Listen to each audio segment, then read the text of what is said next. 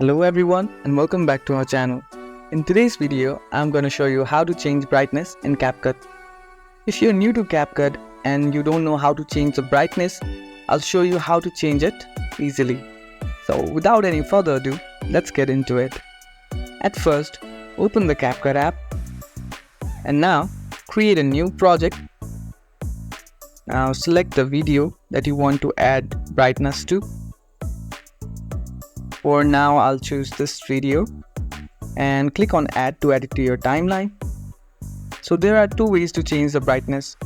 You can simply click on adjust at the bottom left. You can click on it and now you can see the option of brightness to increase or decrease.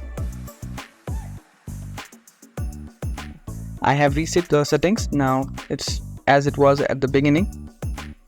Now we can also add brightness to the video simply by selecting the video, and now you'll see the option of adjusting as we scroll right.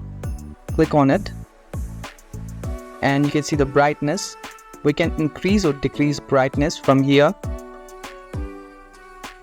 So just like that, we can change the brightness in CapCut. If you found this video helpful, don't forget to give this video a thumbs up and subscribe to our channel for more tutorials like this.